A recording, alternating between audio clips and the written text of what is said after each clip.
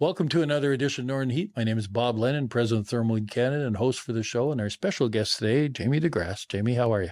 Excellent. Thank you for having me, Bob. So, Jamie, you're in a role that you've had for the last 4 or 5 years now as CEO of the Bathurst Airport. Am I correct on the time, or time flies, That's correct. I started about a month before the pandemic hit. Oh, fine time. And here we are. We didn't want to talk about negative things, and we're talking about the pandemic. But the pandemic, changed a lot of things. And one of the things that anybody that does a lot of traveling in our region recognize that there were some major changes that happened at the airport. Not as many flights as before and stuff, but not the fault of the airport. No, absolutely. It impacted the air sector as a whole. So it's slowly making recovery. And lately we've had some good news surrounding this. So we're anxious to share that with the public at large. So tell us a little bit about the good news that's going on. Well, we just announced we have a new air service starting in the month of September on the 9th. Tickets are going to go on sale on June 1st. And this is a service with a regional aircraft. It's a Saab 340B. So it's a 30-passenger aircraft, which is the perfect size for our market. We're going to be starting off early morning flights from Bathurst, connecting to St. John, where they have multiple offerings, and then onward to Halifax. So you'd be there very quickly and back at the end of the day if that's what you want to do. So, and a number of opportunities once you reach Halifax as well.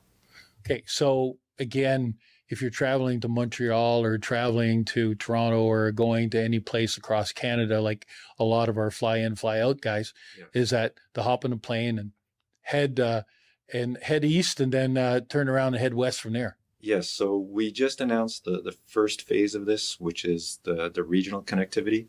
There's some secondary and third phases that are going to be coming online. So you're going to be able to book in partnership with other airlines to connect on through right across Canada. So that's going to be announced very shortly in the news here.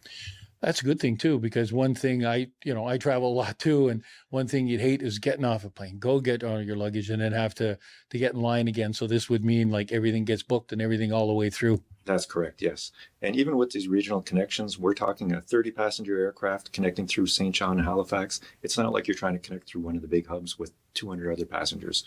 The bags move fast. You get on and off the aircraft very quickly. So it's a seamless experience. So let's talk a little bit about having that service in the region and what that means. It's critical.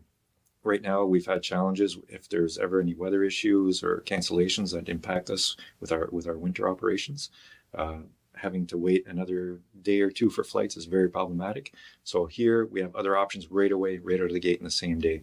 If one flight doesn't work, you're able to get on the second one, make your connections, and be where you need to be.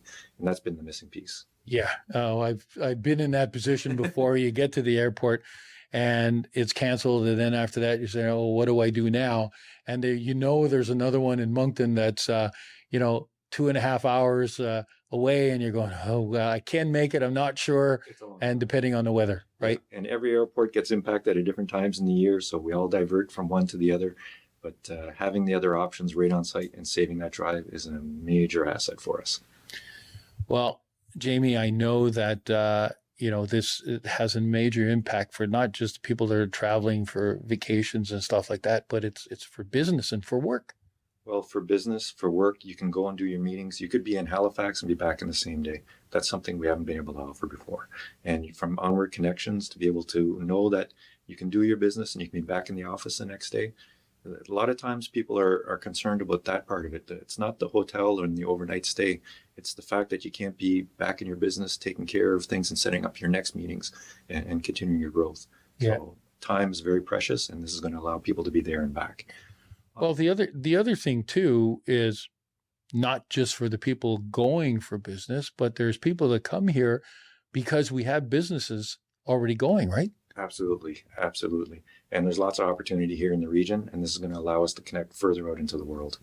On top of this as well, there's the medical side. So for people trying to connect to the IWK or Shriners or the Cardiac Care Center in St. John, or when we have emergency patient transfers, this is going to allow family members to go along with them as well.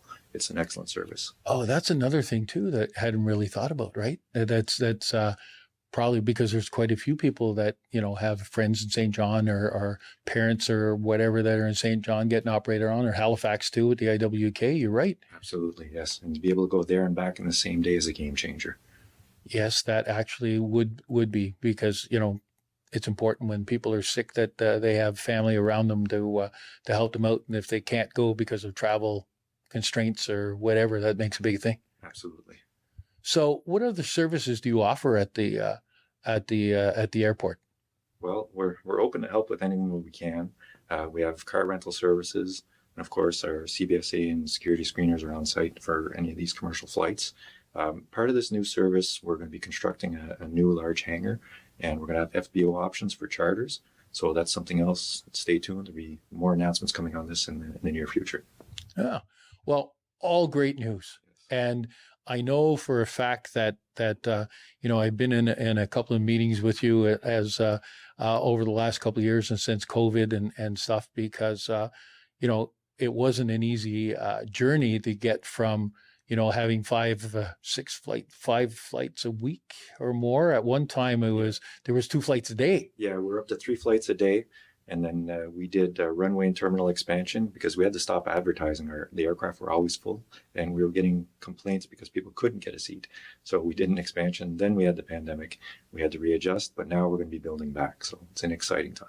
Well, it's good, and I know that definitely you were one of the people that was very instrumental on making this happen, and the driving force behind it, and getting to meet with people and talking to them and working out these deals and everything else. So, I my hat's off to you, and I appreciate the fact of all the effort that you've put in to be able to get there. Thank you so much, Bob. But we owe a huge debt of gratitude. This is a team effort. We had a Save the Airport committee, and that was very critical. That was led by Frederic Dion and the president of our board, Alain Guitard. It was instrumental in putting that together. We had Denis Caron, we had Roger Clinch, Gaetan Thomas from CDNB, Bernard Theriault, and Denis Roy. So they were instrumental in making contacts for us and helping. And then the support of the community, we cannot thank enough. The city of Bathurst, Ville de Belle Bay, Village of Beldoon, the CSR in the Peninsula, the Regional Service Commission, Chaleur, and Papineau First Nation have all been supporting the airport through this difficult time.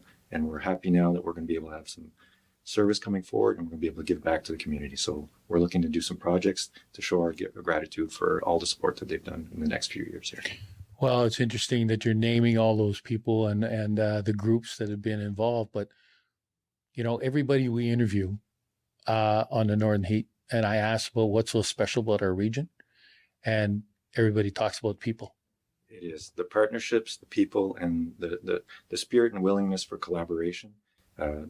You don't get that in other regions. So it's something unique to New Brunswick, and it's special to Northern New Brunswick that we have the group that we have here, because everybody's willing to help out, and they all pitched in on this one for sure. Well, again, as a little token of our appreciation, as something that we've been working with here at ThermalWood, was thinking about how can we show our token and at the same time not just talking about the stories, but what I'd like to do is present you with the Northern Heat report hat. And Northern Heat's all about people turning up the heat and doing something different in our region. And again, thank you very much. Appreciate it. Very nice. Thank you, Bob. And there we have it. Another edition of Northern Heat for this week, the place you come to listen to the stories that haven't been discovered yet.